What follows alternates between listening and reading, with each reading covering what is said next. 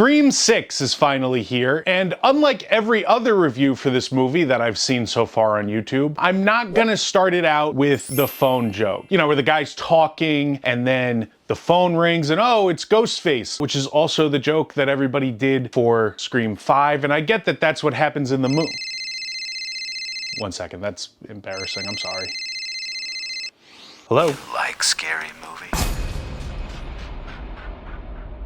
Hey everybody, my name is Oliver the Ricketts, and if you don't know, I'm a huge fan of the Scream franchise. Although I was personally underwhelmed with Scream 5 overall, I do believe that this is one of two long-running horror franchises that have no overall bad entries, the other being Evil Dead. While some of the Scream movies maybe don't do it for me like the other ones, I don't think there's one that's really a miss. You know, just a Halloween 4, if you will. And I think that that's impressive all on its own. Now, with Scream 6, I can say I have a new almost favorite Scream sequel. So what I'd like to do in this video is I'm going to sit down while everybody is still excited about Ghostface, tell you some quick thoughts on Scream 6, including my positives and my negatives, and then my wife is going to join us, who maybe loves Scream even more than me. I love the Scream franchise. I always have. I'm not a big horror movie fan, but I do appreciate scary movies. And we're going to rank all 6 Scream entries on a tier list to definitively find out which is the best Scream film and what is the best Scream sequel.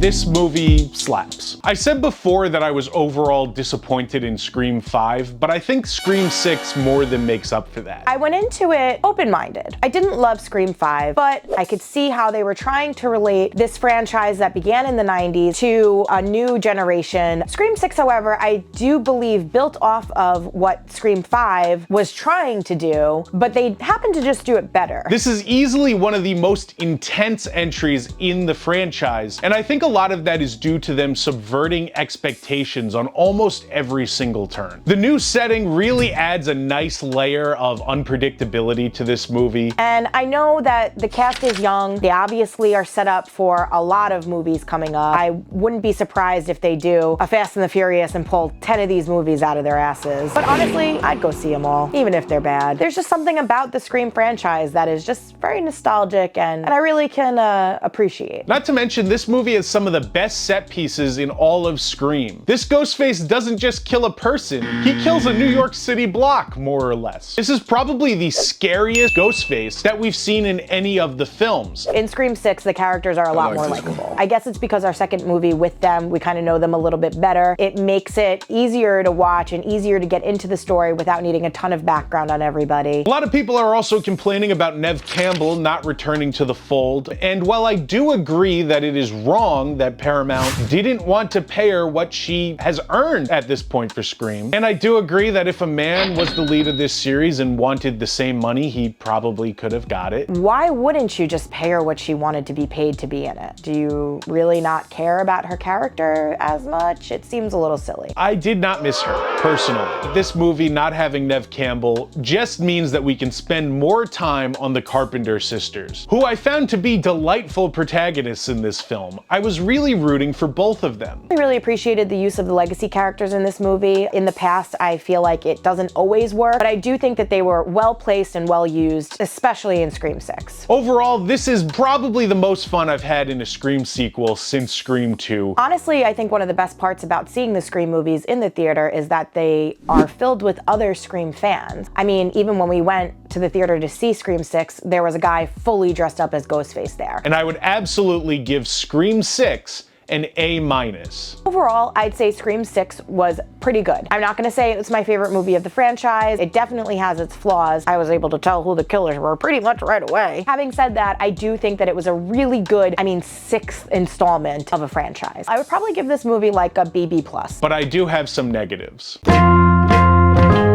I'm gonna rattle through them quickly, but please remember that I just talked about how much I love Scream 6. You know, before you tell me that I'm wrong about everything. My first negative, and this is a big one, this movie is afraid to kill people. And that's not what you want to see in a Scream movie. And I'm not saying Ghostface doesn't run up a big death toll. The body count is high. Everyone in this store dies. Spoilers, I guess. But there's no characters with speaking lines that you really care about who die in this movie. Now, things do happen to our main characters that get you worried about them. Courtney Cox has a very tense scene in particular. I know! But every time one main character looks like they've died, they come back in the next scene. And usually they're coming back from things that absolutely should have killed them. So many people get stabbed multiple times in this movie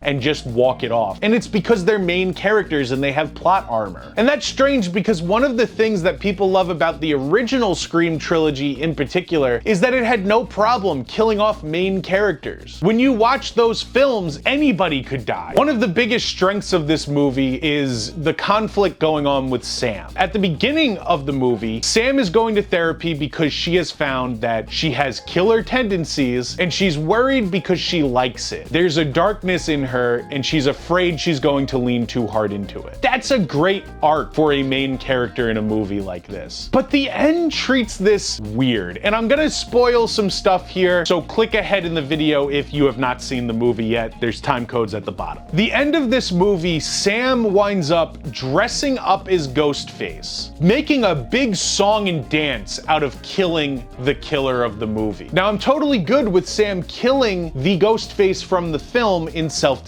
like she did in the first one, and maybe even getting satisfaction out of it because of the terror that he's caused in her life. But it feels weird for a character who her main arc in this story is worrying about how dark she's becoming and how much she thinks she might enjoy killing, to then celebrate that by putting together a convoluted plan on how to kill someone who inevitably will be dead by the end of the film. If this was on purpose and the audience was supposed to feel weird about this, it shouldn't have been played up as a triumph when she does kill Dermot Mulroney. Anyways, that's my review for Scream 6. Now, for this next segment, I'm going to talk about Scream overall, and we will be ranking all 6 Scream films in a tier list.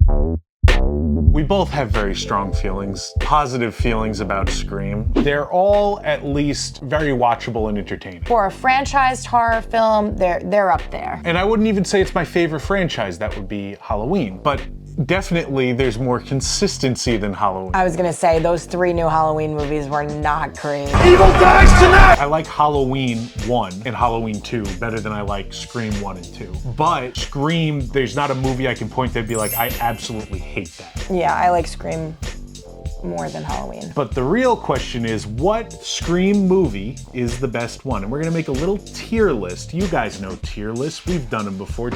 Scream.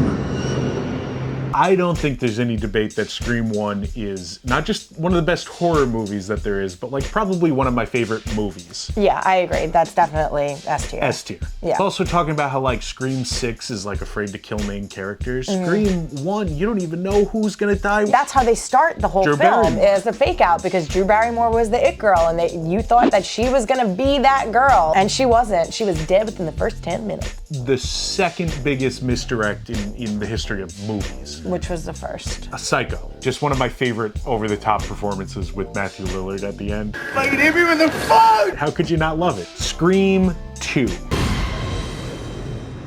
Go ahead. I'm not gonna say it's S tier. I would say No, A. I don't think it's S tier either. It No. is a great sequel. It's my Yes. favorite Scream sequel. It's the best Scream sequel in my Yes. opinion. Agreed. If you didn't see Scream 1, you can't see Scream 2. What's your favorite Scream 2 scene? Probably just the opener again. Yeah, this is something I like about all of Scream. It's weird to say, but Scream feels cozy. And is it also weird to say that the Scary Movie franchise makes you like the Scream franchise more? Absolutely it does. Right, Now, like... Gen Z disagrees, you're wrong. I like Scream better, to clarify, Yeah. but I like them both. Let's move on to Scream 3. All right.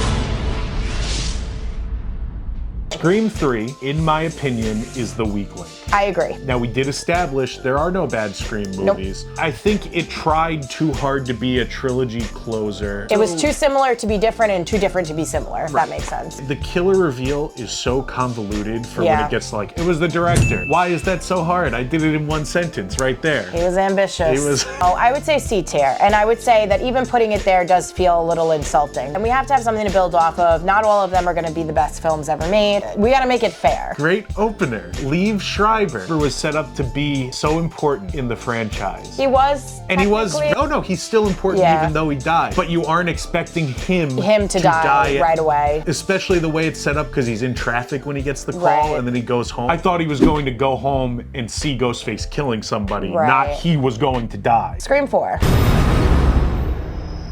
The first comeback sequel. I also want to give that one a C tier. I would have agreed with you had we not just watched it. But when we watched it, maybe it is recency bias, but that's okay. I really had a lot of fun watching it just recently. I think there's some great kills in it and some really nice suspense. I really like Kirby. I like Kirby too, but I think the reasoning for the Ghostfaces being who they are is very weak in comparison to the rest. Like, oh, I was your cousin and I grew up in your shadow and blah, blah. We're cousins who don't even know each other. Right. But then Kieran Culkin, like, all of a sudden being like, oh, I did it too because you, Kirby. I know it's weak that Kieran Culkin is the guy, but the fake out of Kieran Culkin being tied up. Right, but I'll see that and I'll raise you the opener. The opener is just so bad. B, Dewey's assistant. The entire last scenes where Emma Roberts is just going around a hospital with a gun. It should have ended at the house. It's not as convoluted as Scream 3. It's a lot more fun to watch than Scream 3.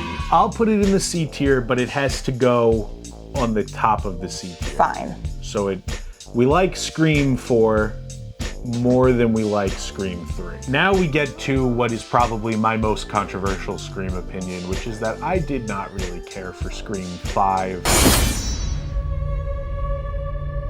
I've only seen it the one time. It's not my favorite. It's not, no. I wouldn't say it's bad even. I mean, to me, the fatal flaws of 5 and 6 are that the main character is somehow Billy Loomis's illegitimate child. You think that you are the #1 dad? And Billy Loomis then shows up and that's talks silly. to her. When Dewey dies, that is a fantastic scene. When they have Clay die, great kill. His name is Wes in the movie. His name is Wes. It had the competence to be awesome, and it wasn't. My big issue with this movie has always been, I hate the motivation that they go with. How can fandom be toxic?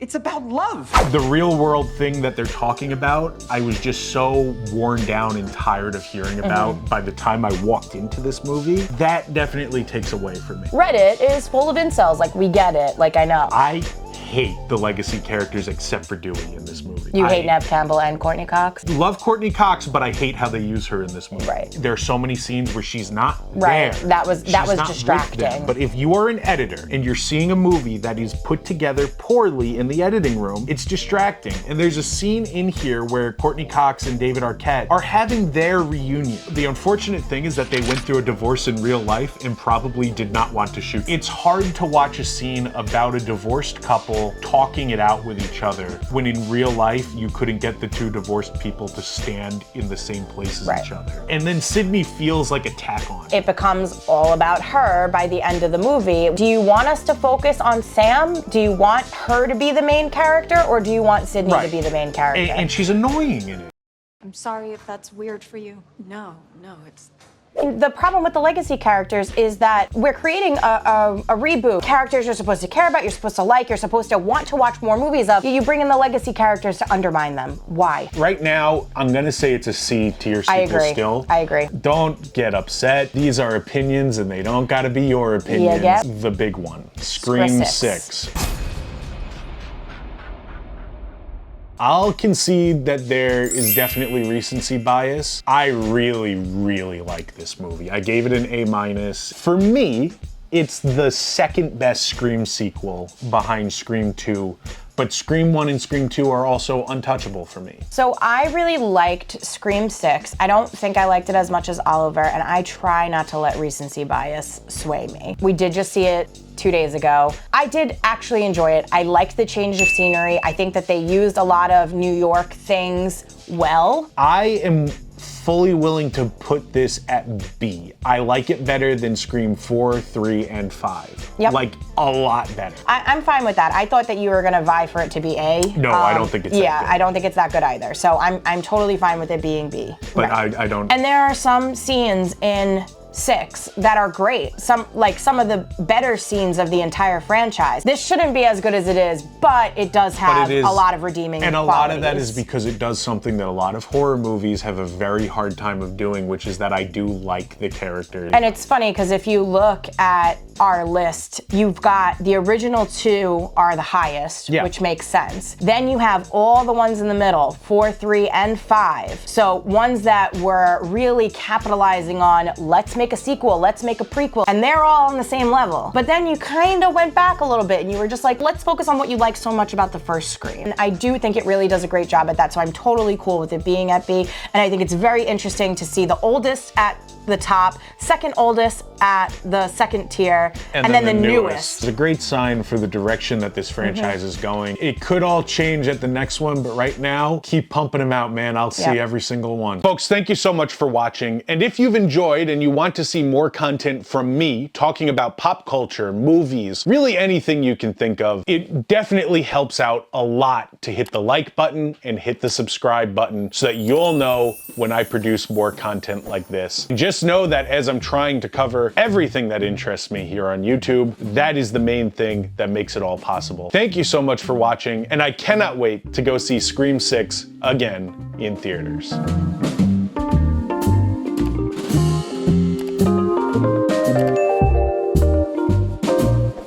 Or what was the middle one? Halloween Kills? You don't want to be Halloween Kills. Hello. What's your favorite scary movie? If it serves the story, they can get stabbed, and they will die. I agree, but I didn't think we were gonna jump to that conclusion before we rated the rest of them. Forget I said that.